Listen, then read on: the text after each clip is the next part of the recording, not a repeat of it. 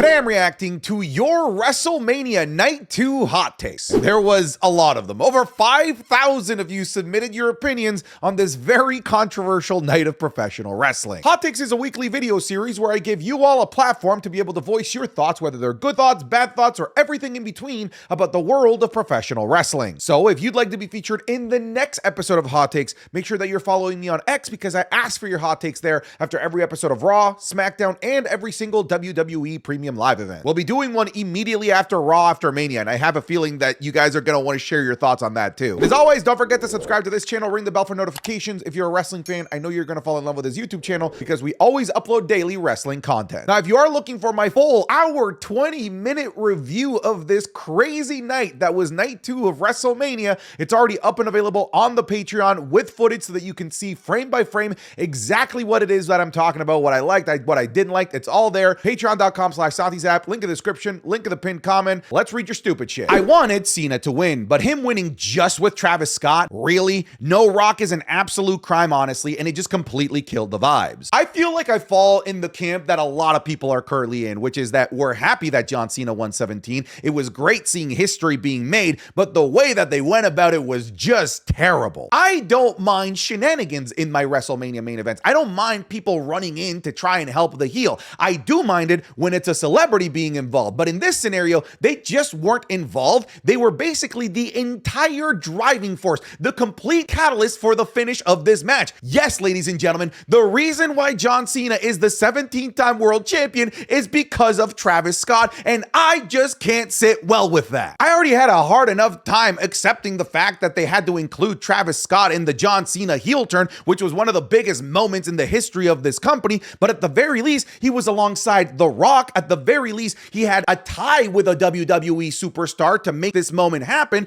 but in this main event, it was literally just Travis Scott. Without The Rock being there, it's just a 145-pound soaking wet dude pretending like he can be the deciding factor between two 200-pound behemoths in the main event of WrestleMania, and I'm not good with it. I'm clearly crashing out about this, but again, I'm happy that John Cena won 17. But did it have to be with Travis freaking Scott? God damn it. Yeah, The Rock not showing up when he's the focal point of the WWE title feud for 6 months was a terrible look. The guy who took Cena's soul couldn't be bothered to be there when his plan succeeded. I'm adamant that this needed The Rock. As you said, The Rock was the focal point of this. The Rock is the reason why the heel turn happened. The Rock is the reason why this main event even exists. So for The Rock to not be there and instead send his envoy Travis Scott, to me is just a travesty. I think that they just need to not book things and make The Rock the focal point of any of these major shows, because if you can't book The Rock, if you can't guarantee that The Rock will be there to pay off the moment, to end the storyline, then we're just gonna be sitting here holding our dicks with blue balls. And I'm sure The Rock will show up sometime soon to give us a cryptic message, which will then make us wonder in fantasy book for the next 8 months, only for it to not be paid off at WrestleMania where it should be paid off. It already took a lot in me to accept the fact that we weren't going to get a Rock match at WrestleMania 41, because I mean, at the start of the year, I really thought we were going to be getting The Rock and Roman Reigns, or at the very least, The Rock and Cody Rhodes. So when we weren't even going to get a match for The Rock at all, I was like, well,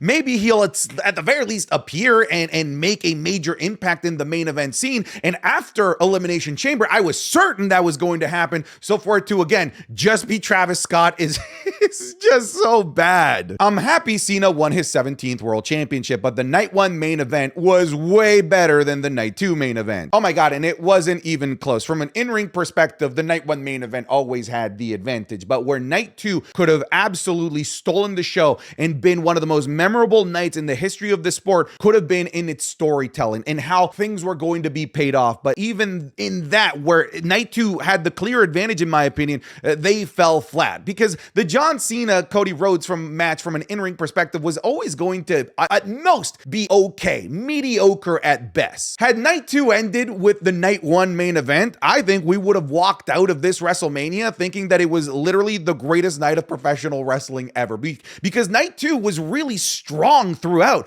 Had it bookended with an awesome main event like night 1 did, it would have been an unforgettable Sunday night. Ladies and gentlemen, if you have invested in the stocks, you just became a millionaire. Dirty Dom has done it. Folks, for years, on this channel, I've been telling you that Dominik Mysterio is the future. This 20-something-year-old beautiful mustachioed man at some point was going to be one of the pillars of the WWE. And I was mocked. I was laughed at. People were just saying I was coping. People were saying that I was just glazing for the sake of glazing, that it was just a gimmick. And here we are. If you invested in Dominik Mysterio stocks when I told you to, you just became a dumb millionaire. I am drenched in so much money right now because I invested early in Dominik Mysterio, and I am so happy that this man is the Intercontinental Champion, and the reception that he got made me feel even better for him because he is so over right now. And sing it with me, Dirty, Dirty Dom, Dirty, Dirty Dom. That RKO to Joe Hendry was one of the best of all time. Not as athletic as the ones to Rollins, Bourne, JD, etc., but it was just as creative and executed perfectly. That was one of my favorite moments in WrestleMania weekend in general. I love the fact that it was Joe Hendry. I feel like Joe Hendry was the perfect in-between because it was a big shock, a big surprise, a big fan servicey moment, and Randy Orton could still get his win because had it been any of like the returning superstars like an Aleister Black or a Rusev, then I would have wanted them to win, but Randy needed to win, which meant that somebody would have been returning to the WWE just to lose to Randy Orton. But with it being Joe Hendry, they created a great moment. Randy could get his win. TNA got put over huge. Joe Hendry got put over huge, and we got a brand new meme template out of it. I'm starting to wonder if WWE is suppressing crowd audio. I only say this because watching it online compared to when I was in the crowd was different. Saturday and Sunday crowds were electric. P.S. that stadium is also huge. I mean, it can't be that huge. It's only 63,000 people that were in attendance. WrestleMania has done significantly bigger numbers before. Hell, they've done less numbers, and they've done less numbers at like smaller shows like SummerSlam, and the crowds were louder. So I don't want to hear the stadium is too big so we couldn't be heard. I'm just gonna be real honest with you. You might think that you guys were loud. You weren't. And it might be acoustics. Maybe you guys weren't mic'd very well, but we can see you guys were sitting for the majority of the show. For most matches, especially in night one, you guys as a crowd were terrible and really damaged many of the good matches that could have been seen as great matches had it had a great crowd to really prop them up. So cope all you want with the, oh, it must have been the mics. The stadium was too big. It was too cold. Remember when Philly said that? No, you guys were just a bad crowd, and you guys should just accept it for what it is. The main event was such a letdown. Rest of the card was fire, but a complete disappointment at the end. I want to focus on the fact that you said that the rest of the card was fire because people are going to be gaslighting you online, and you're going to see a couple of these hot takes where they're going to tell you that this is the worst WrestleMania of all time. It is absolutely not. If you think that this is a bad Mania, you've never experienced a bad Mania. Was this a bad ending? Oh my God, yeah. Like, especially when you compare it to the ending of WrestleMania 40. But this WrestleMania, and night two specifically, had a pretty solid undercard. Like, the first three matches of night two were absolute bangers, and people are trying to gaslight me into thinking that this was the worst WrestleMania of all time. You don't know what a bad Mania is then. Should have swapped the main events in my opinion. I understand the significance of 17th, but night one's main event had the better build, match, and most ground shifting outcome. Exciting though to see what Cena's championship run looks like. Yeah, so we talked a little bit about this, and I kind of came to the conclusion that had Cody Rhodes gone up against almost literally anybody else, unless of course it was The Rock, I feel like Cody should have closed night one, and then that insane triple threat match absolutely had the juice to close night two, especially with all of the crazy shenanigans that we ended up getting. See what I mean? I like shenanigans at the end, but Paul Heyman is somebody in wrestling. He is a wrestling character. It is okay for him to be the driving force of a finish of a main event at WrestleMania, but not okay for it to be Travis Scott. Because I've been seeing people saying, hey, put your money where your mouth is. If you thought that the ending of Mania night one was good because of the interference for Paul Heyman, then you got to have the same energy for the interference of Travis Scott. It's like not even close. You can't even compare the two. It's not even apples and oranges. It's like apples and a Rolls Royce. They're totally different. That was the worst WrestleMania in the history of the WWE. Triple H and creative should be ashamed of themselves. The storylines for the past 2 months have been absolute trash, and it showed this weekend. But Travis Scott got his airtime, so all good, right? Pathetic. So I've been seeing this, and there were plenty of people that wrote in that this was the worst WrestleMania of all time. I either have one of two camps to put you in. Either you are somebody that just truly believes that the main event is the only important thing from a show, and I think if that's the case, then I guess you're right, but I think that you're also doing yourself a disservice by not caring about the rest of the show. The rest of the show was absolutely fire. fire, fantastic. And to the other camp that you fall in, I think that you're really young. I don't think that you've seen a Mania beyond the past 5 Manias. Go back and watch WrestleMania 27. That is actual torture that you could put somebody that is entrapped right now in Guantanamo Bay to give you government secrets. Watching WrestleMania 27 is actually the worst WrestleMania of all time. Let's not forget 32, 33, 34. We had a stretch of awful WrestleManias. And let's not even look into the earlier WrestleManias, because there are some Manias in the teens and in the single digit WrestleManias that are just absolutely terrible. But no, simply because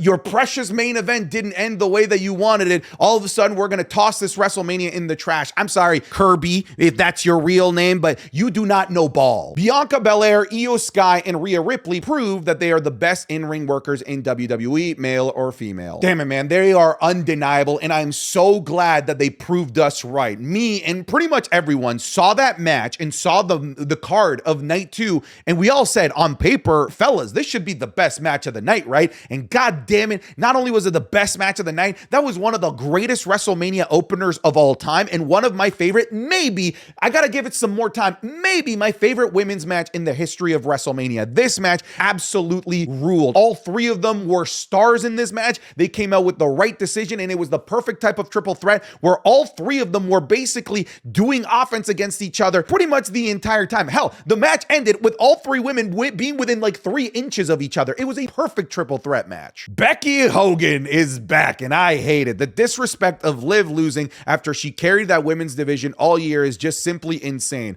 Lyra legit isn't even that over with the fans, not to mention Bayley. Dude, I laugh so hard when people say the disrespect to this person simply because they lose to other person. And like, that's just crazy to me. I don't think that Liv Morgan was disrespected at all. I feel like the only person actually disrespected here was Bayley. Bayley is a veteran. She is a 4 horsewoman. She is a first ballot Hall of Famer. She's a huge star, and she deserved to be here. She went through a 45-minute gauntlet match just to get this match. For what? To be written off for a bigger star in Becky Lynch? Becky Lynch is a bigger star than Bayley, no doubt, but not like that much bigger than Bayley where it warrants writing out a perfectly healthy Bayley that earned her spot. Joe Hendry versus Randy Orton was stupid. I was there live and loved seeing Joe Hendry, but I think it should have been someone who was returning, like a Malachi Black, to build them up for a WWE run. Okay, so let's go through the scenarios. If it's Malachi Black, and I'll even toss somebody like Rusev in there. If it's them coming back, what would you book here? Would you book them winning? Would you really have Randy Orton lose in this scenario to somebody coming back to the WWE that in terms of like hierarchy in the history of this sport is significantly lower than Randy Orton? Cool to have Malachi and Rusev back, but when it comes to comparing them to Randy freaking Orton, they're down here compared to Randy, my man. And I personally would like to see Malachi and Rusev come in and win. Being put in this situation would have just put them in a situation to lose and wouldn't be setting them up for the great WWE run that you want. Joe Hendry, on the other hand, has nothing to lose. Losing to Randy Orton, hell, just being at WrestleMania is a huge stamp of approval for Joe Hendry, the TNA brand, and the TNA World Heavyweight Championship. Plus, it's a good fan servicey moment. It was a fun, meme-filled moment. It got us a good pop, and Randy can get his win and move on. Making it more complicated than that would have been problematic because we had no build to anything. I think the only other person that I would have accepted here would have been Karrion Kross, because Karrion Kross can eat a loss and hopefully after the loss, start speaking into Randy Orton's ears like, oh, it was so good to see your voices in your head telling you to punt me. I'm glad that you punted me, Randy. I'm happy that you punted me. But hey, Joe Hendry was a solid option here as well. I'm officially a Dom Glazer, and the fact that Dom is being treated by fans as a babyface can potentially lead to a babyface turn somewhere down the road. I think there is somewhere down the road a babyface turn coming for Dominik Mysterio, especially when you're this over, and it wasn't a one-off. On the lead up to WrestleMania, he was over in all the stuff that was happening in the build up to the Fatal 4-Way. We'll have to see post-WrestleMania. The post-WrestleMania, like night after WrestleMania crowd, it won't be like a good barometer. We'll have to see like 4 or 5 weeks down the line, going into Backlash, for example, to see if Dominik Mysterio is still over and if it warrants making him a babyface. But I'm just so happy to see the crowd finally realize what a gem this guy is. This is the worst WrestleMania ending of all time. See, this is something that we can have a conversation about. Not this is the worst WrestleMania of all time. This is something that's very much up for conversation. I still personally feel like the ending to WrestleMania 27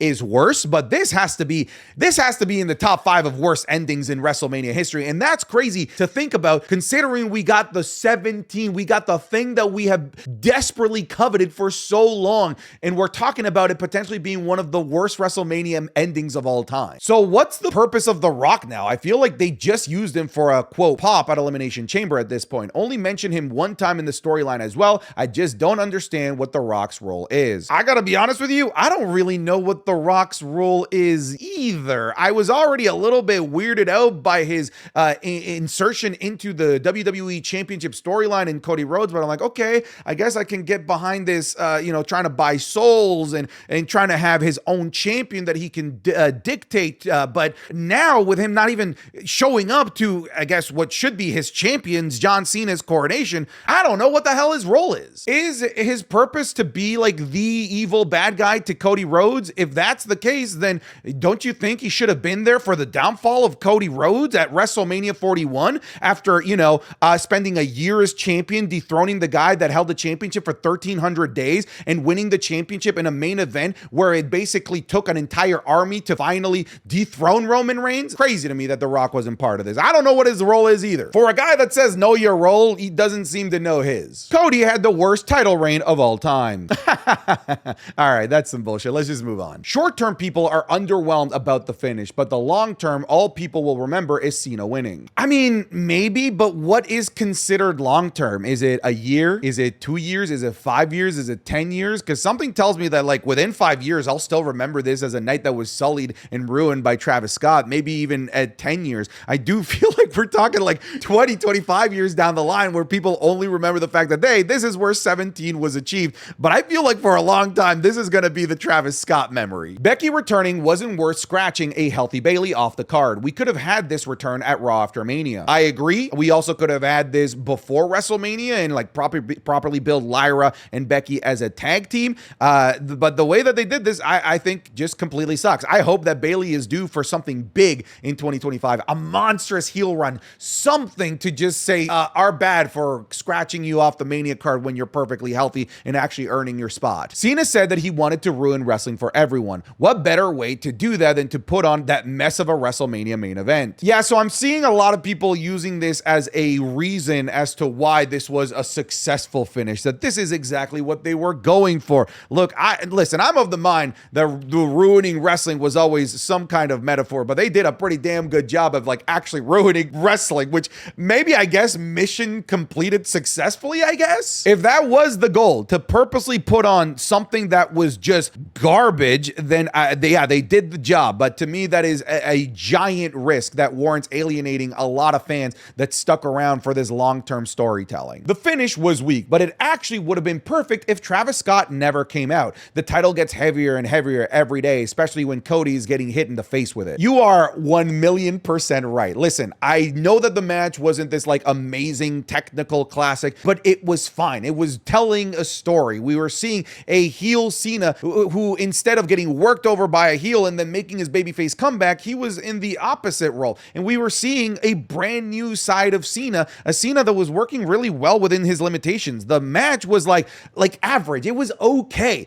Had they just gone through the natural progression of an okay match to go into like a finisher fest, like close to the finish, and then the title sequence and how that went with hitting him with the title, and before that, Cody Rhodes refusing to use the title, like it would have been fine. It would have been good. It would have not been heralded as an amazing match, but it definitely wouldn't be clowned on the way that it's getting clowned on right now. We have to sit through 8 hours of a glorified advertisement for that ending. Oh my God, man, the advertising in this year's WrestleMania was crazy. And yeah, listen, I'm a YouTuber. I totally understand advertisers. Your boy lives off of advertisers, but damn was this egregious. And honestly, when you have this many advertisers, I question why you're charging goddamn near a freaking fortune to come in to see your show. And like, we're talking, there were advertisers like everywhere you look. They had like the ice cream cone corner. They had the Minute Maid lemonade corner. Every entrance had some sort of like affiliated marketing gimmick. The ring was just littered with advertisers. There was just so damn much of it. And you'd think with all of this that they've earned enough money to not charge $1,000 for nosebleeds, you know? Braun Breaker should get the Tiffany Stratton-like push for a world title by winning King of the Ring / Money in the Bank. I would hope that that's the next step for Braun Breakker. Braun Breakker was the MVP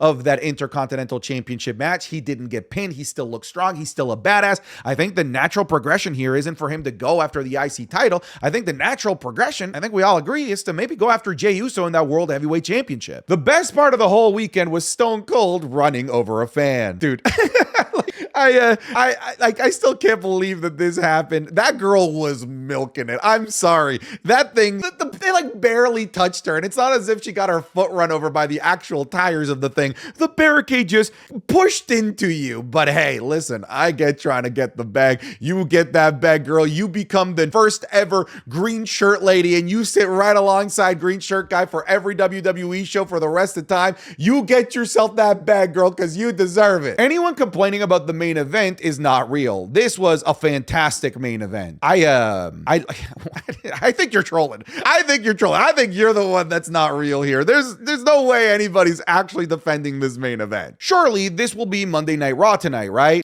I mean, if we see a dripped out god, a drip god Paul Heyman, I mean, my life is complete. I'm so happy that my boy Dominik Mysterio is getting a push. This will help his career massively. I love that the crowd gave him a standing ovation for his victory. He massively deserves this. Yeah, we already talked about Dom, but I wanted to point out, did anyone else notice that like when he won, he like ran away with the title, and it was almost like as if he didn't realize that he actually won a title at WrestleMania and should stay in the ring and celebrate. I'm glad that he did go back to the ring and celebrate, because we got that great moment of him running past Finn Balor and Finn Balor going like, what the fuck, dude? We all disrespected Damian by asking for something better for Drew. WWE is about storytelling and matches, and this has been incredible in every way. They've given us a rivalry that will be remembered, and that's what WWE is all about. Dude, I think you cooked with this hot take. Like, I think that's such a great way to put it. I do feel like we discounted Damian Priest. I still feel like WWE kind of did this to us by having Drew McIntyre yap about the bloodline and Roman Reigns for like months before WrestleMania. So then pivoting to Damian Priest, this sort of feel like a giant downgrade.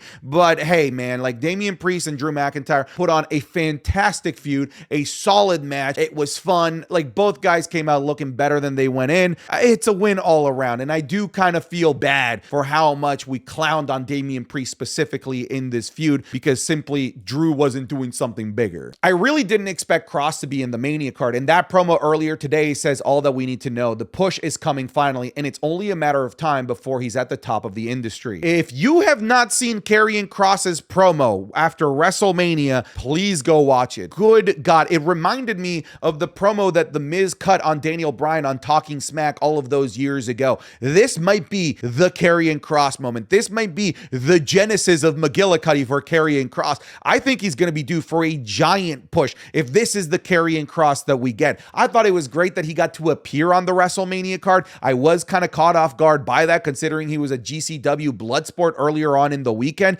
and usually if you're there, you're not getting on the Mania card. So clearly there are plans for Karrion Kross. And don't forget this either. The last time that we had somebody kind of like make a random appearance, even though they weren't getting like a big push, was Damian Priest when he like joined the Judgment Day and helped Edge beat AJ Styles at WrestleMania. And then from there, we got the push of Damian Priest. Maybe this is the start of the push of Karrion Kross. The AJ Styles versus Logan Paul match should have been the main event on Raw. That spot should have been given to Chelsea Green or the WWE Tag Team Championship TLC match. I mean, that was never going to happen. I mean, I guess it's easy to say this after the fact because AJ Styles versus Logan Paul was one of the weaker matches of WrestleMania, but like star power alone going into it, it was always going to be AJ Styles and Logan Paul over the TLC match or anything that Chelsea Green was doing. I still agree that I would have loved for Chelsea Green and the TLC match to be put on the Mania card without having to remove anybody else, considering night 2 ended significantly much earlier than night 1 did. So there was time, there was room. AJ Styles losing is undoubtedly to set up something of substance for the future, either for him, Karrion Kross, or them both. Logan was just the beneficiary and likely why they never really cared about building AJ and Logan feud in the first place. You might be onto something because they really did not do a great job at building the actual story between AJ and Logan. I did walk away from this match having just a lot more appreciation for Logan Paul from an in-ring perspective, because if you think about it, this was Logan's like first real match. This felt like this wasn't choreographed months in advance with crazy moves and viral moments. It looked like they weren't relying on the virality of Logan Paul, but instead this was the coming out party of Logan Paul, the wrestler that maybe we'll start see more on a week-to-week basis. This felt like the first real wrestling match for Logan Paul, and I can appreciate that, but it did result in a weaker match compared to the other stuff that happened in night 2. All right, folks, thank you so very much for sitting through this. That was a long weekend. We still have Raw after Mania and SmackDown after Mania, hell, even NXT after Stand and Deliver, so this week of craziness isn't over. I'll see you guys in the next one. Take care. Goodbye. Get out of here.